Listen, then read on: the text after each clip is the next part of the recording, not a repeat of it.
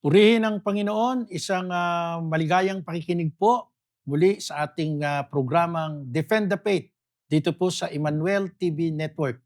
Ako po si Brother Marcos C. Evangelista. Ngayon po ay pag-uusapan naman natin mga ginigiliw kong kapatid. Ang isa pa sa kontrobersyal na mga usapin sa ating lipunan, actually sa kabuuan sa ating mundo. At ito po ay tungkol sa mga kapatid natin na nasa sektor, tinatawag na po nila ngayong sektor ng LGBTQ. Meron na nga po yung karugtong, yung A plus something. So ano po ba ang ibig sabihin ng LGBTQ? Para po mas maintindihan natin. Yung L stand for lesbian, yung G for gay, yung B bisexual, at yung T ay transgender and queer. Yung queer, ito po yung under question sila. Ano ba ako? Yan. Pero nung unang panahon, siguro marami naman sa atin mas pamilyar sa ating takbo ng panahon noon, dalawa lang yan eh. Bakla at tomboy. Tapos may pangatlo, yung tinatawag na silahis. Ang silahis, pwede siya sa lalaki, pwede siya sa babae. Yung tawag natin dati dyan ay AC/DC. Pag bakla, syempre ang kanyang preference ay lalaki. Pagka tomboy, ang preference niya ay babae. Pero ngayon, meron ng Q, yung queer. Parang under question siya sa sarili niya. At meron pa silang pagpapakilala ngayon transgender. Ano yung transgender? Ito po yung mga nagko-cross-dress, yung nagsusuot ng, lalo na sa mga gay, nagsusuot ng talagang babae, akala mo babaeng babae, at ito rin yung nagkakaroon ng madalas na problema. Pumapasok sa mga restroom ng mga kababaihan, of course, nagre-react ang mga lalaki, nagagalit sila. Kahit anong gawin mo, kahit anong gawin mong bihis, still, lalaki ka. Pero maninindigan sila, no, transgender kami. Yun ang ibig sabihin ng transgender. Yung kanyang aura ay batay dun sa kanyang sexual preference, pero sa loob ng katawan niya, yung biological body niya, kung lalaki, lalaki, kung babae, babae. So yun po yung ating pag-usapan. Marami yung nagtatanong sa atin, Brother Marco, kasalanan po ba ang maging bakla? Kasalanan po ba yung homosexuality, homosexual? Sa totoong sagot po, ang pagiging bakla po, ang pagiging tomboy po, o sa madaling salita, yung pagiging homosexual, hindi po ito kasalanan. Wala pong kasalanan kung ikaw ay naging bakla. Wala pong kasalanan kung ikaw ay naging tomboy. Doon na lang tayo tumindig sa dalawang iyon. Hindi ho kasalanan. Pwede ba yan nagagalit ang Diyos pagkadating sa ganyan? Yan po ang ating ililinawin para humabigyan naman natin ng katwiran yung mga kapatid natin sa sektor na yan. Sapagkat sila po ay masyado rin namang nadudusta kapag nakakita tayo ng bakla, makakita tayo ng tomboy, at sasabihin natin, itong mga ito sinusunog na sa impyerno to. Mali po yun. Yun po ang mentalidad na nagiging judgmental tayo. Ang totoo nun, tayo na yata yung nagkakasala, tayo yata yung pupunta sa impyerno pagka tayo ay naging mapaghusga. Sa batayan po ng ating pananampalataya, maliwanag po ang tinuturo tungkol sa homosexual. Kaya ho sinasabi kong hindi ito kasalanan. Babasahin ko po sa inyo sa ating katisismo ng Iglesia Katolika, kaya ko po ginagamit na reference to sapagkat ito po'y official teaching. Pag ito po'y nasa loob ng Catechism of the Catholic Church, ibig sabihin ito yung pamantayang umiiral sa ating Santa Iglesia, sa buong mundo. At ito po ang nakalagay sa Catechism of the Catholic Church number 2357 hanggang 2359. Ang homosexualidad ay tumutukoy sa ugnayan ng mga lalaki o babae na nakakaramdam ng pagkaakit na sexual, natatangi man o pangkalahatan sa mga taong may magkatulad na kasarian, same sex. Iba't ibang anyo ang ipinamamalas nito sa loob ng mga dantaon at kultura. Hindi pa gaanong ganap na nauunawaan ang kadahilan ng sikilo nito. Ang tradisyon ng iglesia na nakasalalay sa banal na kasulatan, kung saan ito ay tinagurian bilang mabigat na kamalian ay nagpahayag na ang mga gawaing homosexual kailanman ay likas na masama. Ang mga ito ay labag sa batas ng kalikasan at ipinipinid nito ang pagtatalik na magbubunga ng buhay. Hindi ito nagmumula sa isang tunay na pag-aangkupan ng sekso at damdamin. Kailanman ay hindi ito maaaring sang-ayunan. Marami-rami ring mga lalaki at babae ang may likas na pagkahilig sa homosexual. Hindi nila pinili ang maging homosexual. Para sa karamihan sa kanila, ang ganitong kalagayan ay nagsisilbing malaking pagsubok. Sila ay dapat tanggapin ng may paggalang, pangunawa at mabuting pakikitungo. Dapat iwasan ang anumang di makatarungang pagtatangi laban sa kanila. Ang mga ganitong tao ay tinatawag upang ganapin ang kalooban ng Diyos sa kanilang buhay. At kung sila ay mga Kristiyano, ay isama ang kanilang pagtitika na dulot ng kanilang kalagayan sa mga paghihirap sa krus ng Panginoon.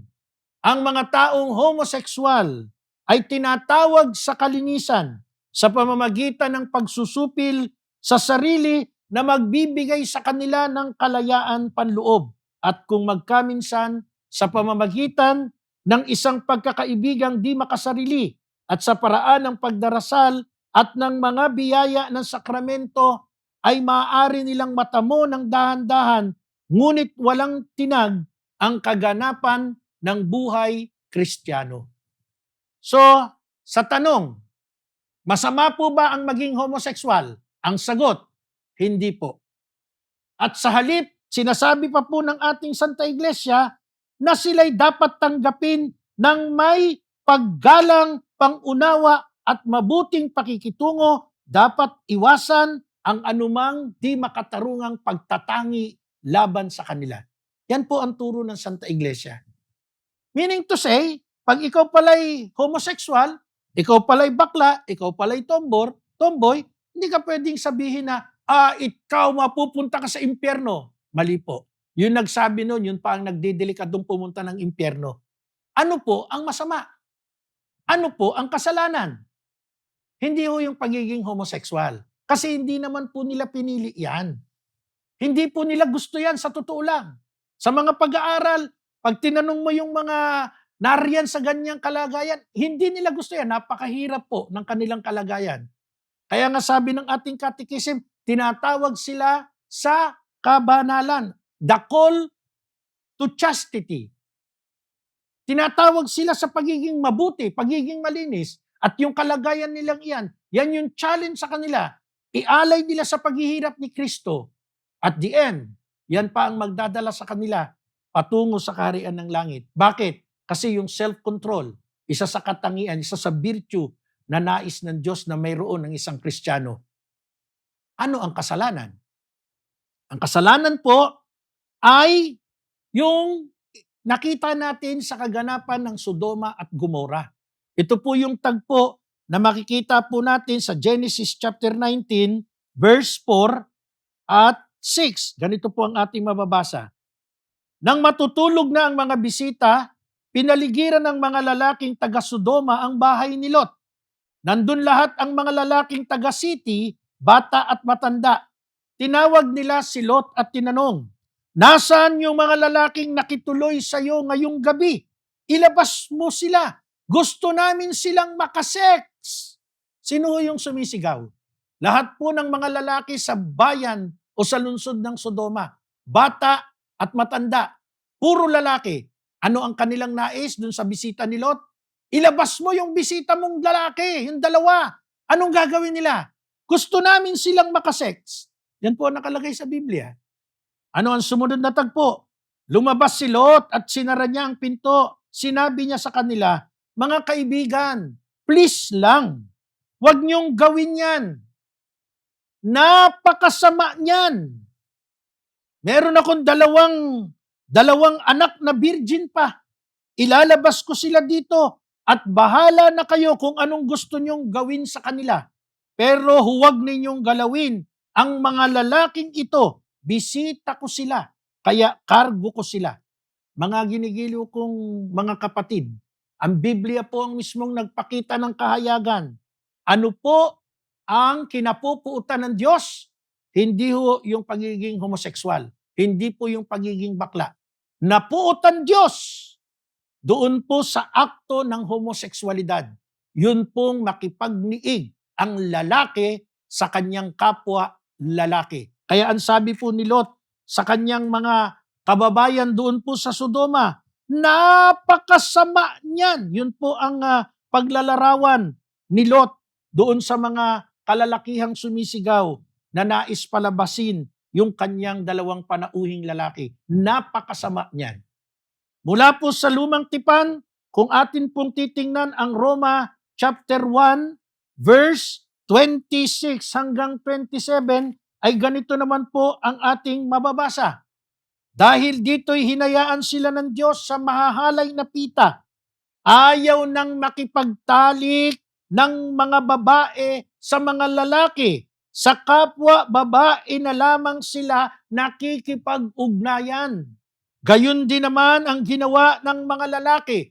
Ayaw nang makipagtalik sa mga babae, kundi sa kapwa na rin sila na humaling. Ang ginagawa ng mga ito'y nakahihiya, kaya't hindi nila maiiwasan ang parusa sa kanilang lisyang gawain. Ano po ang sabi sa Genesis chapter 19? Yung gawain ng same-sex acts ay isa pong napakasama. Sinabi po sa sulat ng Roma, ang gawain ng same-sex act ay isang kasumpa-sumpa, isang karumal-dumal na gawain. At kung titingnan po natin ang Levitico chapter 20 verse 13, sa puot ng Diyos, ganito po ang kanyang utos. Ang mga lalaking nakikipagtalik sa kapwa lalaki ay gumagawa ng karumal-dumal na gawain at pareho silang dapat patayin. Mabigat po yung utos na ito ng Diyos. Na kapag ikaw po pala ay nagkaroon ng sexual na kaugnayan sa kapwa mo lalaki o kapwa mo babae, yung tinatawag nating same-sex act, ito po'y napakasama. Ito po ay nakakahiya. Ito po ay karumal-dumal. Kaya ho, ang kasalanan ay dun po sa aktwal na gawa.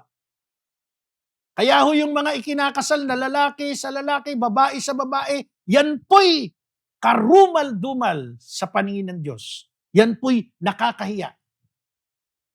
Sa atin pong panig na hindi ho nakakaranas ng ganitong estado, meron po tayong responsibility. Meron po tayong dapat na ipaalala sa kanila. Ano po yon? Hindi ho natin kailangang itolerate. Hindi po natin kailangang suportahan ang anumang ganitong gawain. Hindi ho natin kailangang bigyan sila na i-boost yung kanilang paninindigan. Ang problema po sa atin ngayon, no? Tayo po'y nagiging kaisa to promote the same-sex relationship. Para bang mas tuwan-tuwa tayo. Sa telebisyon, yung mga pangunahing personalidad, no? Nakikita natin na relasyon, nakikipag-ugnayan sa kapwa nila, lalaki o babae. Parang okay na sa ating society ngayon. Yun po ang malungkot na katotohanan. Yun po ang malungkot na sinasabi sa aklat ng Santiago or aklat ng James na kapag hindi tayo umimik, tayo po ay nagkukumit ng sin of omission. Ano yung sin of omission? Yun pong dapat na mabuti nating gawin ay hindi natin ginagawa, hinahayaan natin. Kaya ang simbahan, tinatawagan tayo, yung ating pagiging timid, pagiging tahimik, no, yung ating cowardice to proclaim the truth. Yan po yung malaking challenge sa atin. Uulitin ko po, hindi ho masama ang homosexualidad. Yun pong inyong kalagayan. Ang masama po ay lumagpas kayo sa boundary o sa hangganan. Lumagpas kayong makipag-ugnayang sexual sa inyong kapwa lalaki o sa kapwa babae. Ito po'y pagpapaalala, ito po'y karumal-dumal sa harapan ng Diyos. Nakakahiya. At ito po ay sinasabi nating napakasama ayon sa paningin ng Diyos. Salamat po sa inyong pagsama. Muli, hanggang sa mga susunod nating palatuntunan, ako po si Brother Marcos si Evangelista. Lagi po nating tandaan, ang Diyos ay sumasa atin. Emmanuel.